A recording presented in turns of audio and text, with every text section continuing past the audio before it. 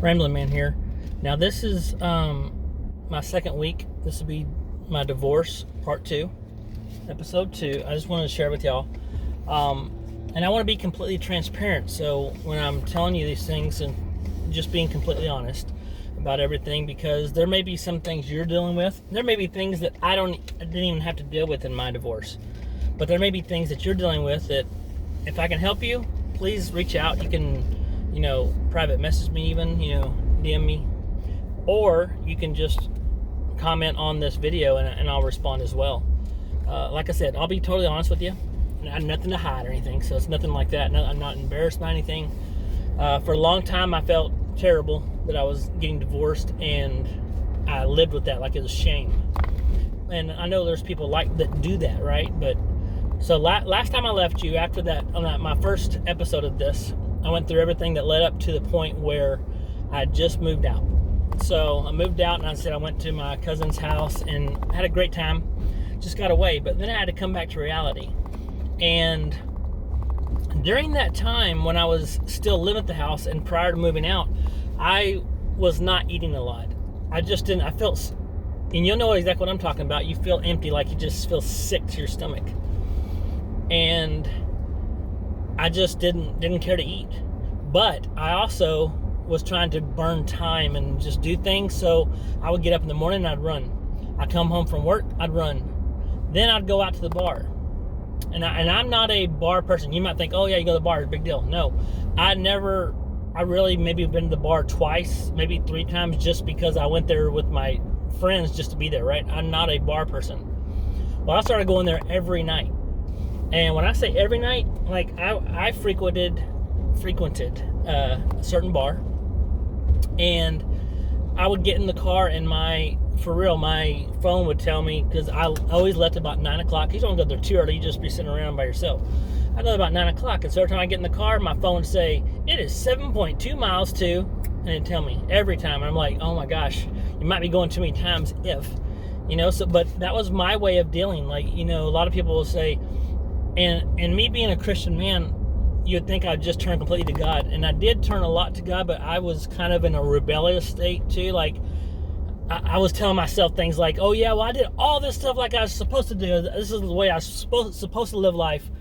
And that's not the way to do it. I mean, let's be honest. You know as well as I do. Once I said that, I was wrong.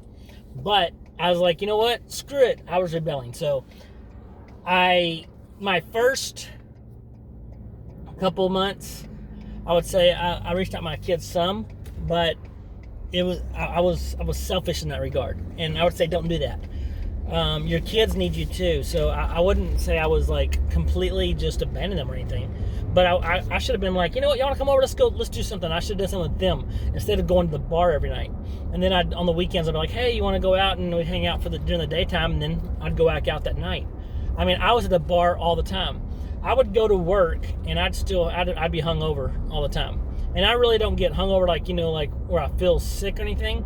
I'm just tired and just dragging all day. But I still did it. I'd go through that and just repeat the process over and over again. And I did that for a couple months. Then it got to where it was just a habit of mine. So it wasn't because I was, hating life or anything, but I was just doing it all the time. Now, that was in May that I moved out, the very end of May. Well, remember I told you on that first episode that, when we told the kids, my wife at the time, she said, don't worry, it'll take a long time. Yeah, right. She's got everything going, put it all through there, right? And so all the paperwork's going good. One of my best friend's wife, her mother had passed away, so I went to that funeral, and then I had to come back into town to go to the court date. And this was on a Tuesday. I remember these days just because I'm really good with numbers and stuff, and these things always remember them. So I came in on Tuesday, and I was like, yep, this is really happening. And I had to go to court, and I show up there, and she's there, of course, and then another couple, a friend of ours. They're like the witnesses, right? They're just there for more support. So I show up, and I go in there, and he doesn't have the divorce decree. He goes, ma'am, where's the divorce decree? She goes, divorce decree? She didn't know what it was. She just had been doing, or none of us been through divorce, so really didn't know anything about it. And I didn't really want the divorce. I was like, hey, you do it all. So all I did was just sign my name every time. Well, he says, well, without this, I can't, you're not divorced until I can do this. So I turn around, and as we're going, I'm a jokester, okay, guys? So as we're leaving the courtroom, we're not divorced yet. She has to go back through and redo some of the paperwork and everything. I look at her and say, well, you survived 21 years. I guess you can make it a few more days. And I just started laughing, right? And she wasn't like mad or anything. She just kind of smiled. We get to the car, and apparently I made an impression with her, because I went there and I said, hey, anything you need, just let me know. I'll sign whatever you need me to do. And so later, someone has said, yeah, she really appreciated you doing that. I'm like, well, okay. But I mean, that's still me. That's just my character. That's who I am. Now, I'm going to tell you something. If you are in a relationship, your divorce is a bad one. I mean, let's say you had a bad marriage already. Don't expect it to get better during the divorce, okay? And if you had a good marriage, don't expect it to be a great divorce. Don't expect that same person that you were married to be there, because they're not always that way. So I know I saw things come out from my wife that I was like, what the heck? I never would have expected from her, right? So we go through that Tuesday. She leaves, and she goes, if I call you later, can you come sign these? I said, sure. So she goes right home and fills out everything she needs filled out. She's ready to get this done, right? And so I go over.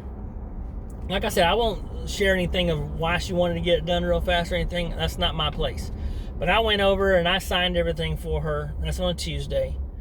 And I said, just let me know when the next thing is, and we can go. She goes, okay. Well, let me tell you what type of person I am. I wouldn't mess around. I wouldn't go out. I mean, I wasn't dating anybody until after our divorce is final. So I go out on Friday night, I go out Saturday night, and I go out Sunday. Monday comes around, and I text her. I said, you hear anything? She goes, oh, yeah, we're divorced. What? She goes, yeah, they called me back in on Thursday and told me I had court date on Friday. So on Friday, I went in there and signed everything. We're divorced. I said, why didn't you tell me? She goes, well, I'm telling you now. Now, look, it's a minor thing, but I was pissed. Super pissed. But then I had to just let it go. I'm like, you know what? There's a reason we're getting divorced, and you know what? Just let it go. It's a done deal. I was mad because I could have had so much more fun on Saturday and Sunday had I known that I wasn't like sitting there like waiting to be divorced. That's not the only reason, but the other part is I just thought it was a total lack of respect. And so I went through, and I went over there to tell my buddies, like, hey, I'm at work. And I'm like, guess what? I'm divorced. He goes, oh, yeah, congratulations. Yeah, it happened since Friday. So I've been divorced for 3 days. Didn't even know it. He goes, what? And I tell him the whole story. And guys, I had a whole lot of people that wanted to help me all the time, okay? The problem was I was not very open to letting people help until after a while. And it's hard sometimes to accept the fact that, you know what, it's okay to accept help from people. It's okay to lean on other people. You don't have to be the strongest thing. And for men, it's even harder. Women, I can understand that you can go through and cry on someone's shoulder. Men, they don't do that. They don't share very much. And there's some women like that too, but most of the time, men are not very good sharers, okay? They'll keep everything themselves and just keep it all in. And that was me. And that was probably not a good thing. But I went through, and like I said, the biggest part for me was just getting used to not having the kids around. Now, there's the little things you don't think about when you're married and you go through a divorce. One of the things is, like, okay, I used to be in bed and my kids would come in and jump on the end of the bed. Just all the time. Well, now you take that and you go from that to like, hey, you see them like once a week, once every 2 weeks. That's a big change, especially for someone that is a hands-on dad. Like, I was always that person that was right there. And that's a hard pill to swallow. But luckily, I was going to have to move over like 20 miles away and then drive back and forth and everything. But luckily, God just really was good to me. And some of my friends said, hey, why don't you come stay with us? We have 2 extra bedrooms. You can come stay with us. So I did. I moved in, and I was only a mile and a half from my kids. So I got to see them more. Things started to change some. And the hardest part for me was not having someone. Not that I wanted someone, but you're used to having someone there all the time. Sleeping in a bed by yourself, completely different. Not having the noise of children running through the house all the time, really different. It's just so many changes. And you're talking about someone, I was married for 21 years. Some of y'all have been married less time, or some of you may be more. But I put it on myself that I'd never been divorced before, and I never planned on being divorced, and I wore that. And so it was hard for me to just say, you know what, it's okay. And so that's what I'm telling you right now is, if you're going through a divorce, and I don't know how yours is panning out right now. You may be in the middle of one. You may be pre-divorce. You know it's going to happen, but it's just you're not sure how the details are going to happen. Just know that it is not the end of the world. And you may even have already gone through a divorce and you're dealing with the part where I was, going to the bars all the time. Or you may be way past that. You may be doing just fine.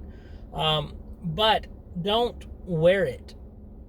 Your divorce does not define you. It's not who you are. You're not a divorce. A divorce is just you're breaking from another part of your life that's no longer there anymore. So that's okay. Do it. Break from that. Be who you want to be, and don't worry about what anybody else thinks, because no one else really matters except for you and your happiness. So after I was divorced, like I said, I was at the bar all the time, and the only thing is crazy, but finding my current wife at a bar helped keep me from the bar.